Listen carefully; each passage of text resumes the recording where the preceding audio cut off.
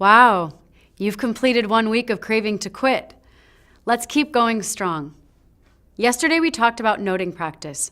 Today we're going to just help you with staying on track.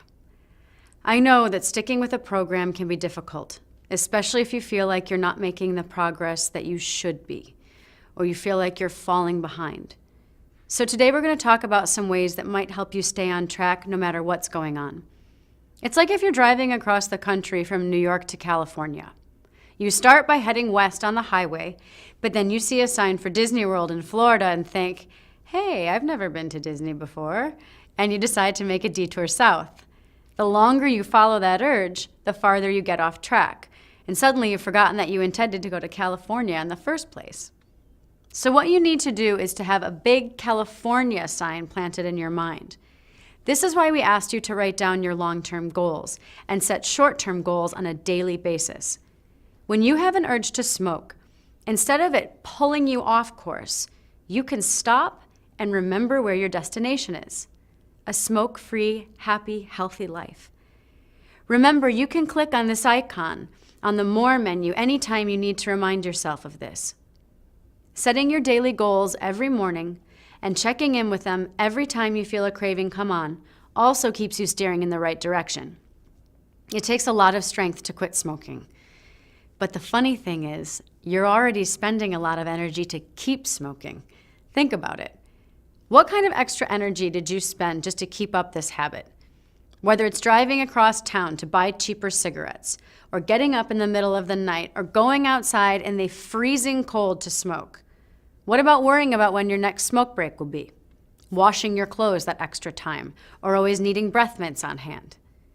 You've got plenty of gas in the tank. You're just headed in the wrong direction. So how do we stay on track? Again, it comes back to awareness. If you're on autopilot and don't know that you're driving the wrong direction, you can't do anything about it. The longer you do this, the farther you get from your goal. So let's say you get off track and you start smoking more than you want to. You were halfway to Florida before realizing which direction you were driving in. Well, what now? Anytime you're lost, the first thing you have to do is stop and get your bearings so that you know where you're headed.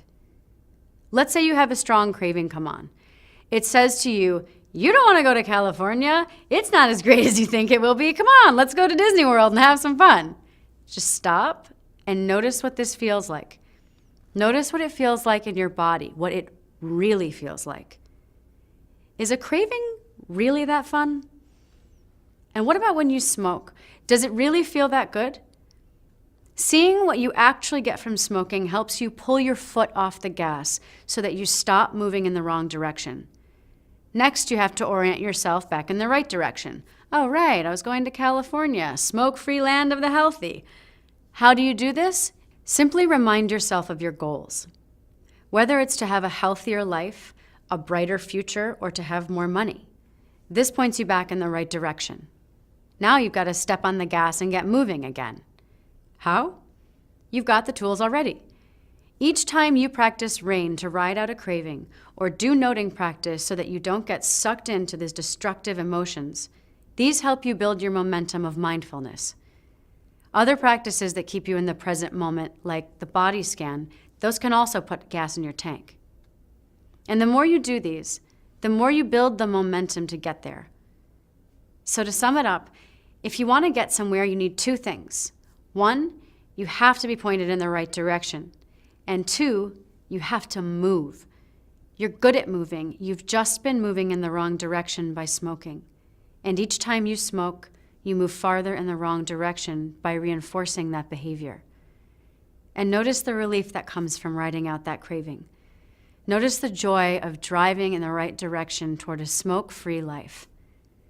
Might I suggest that you do noting practice 4 times for 1 minute each time today?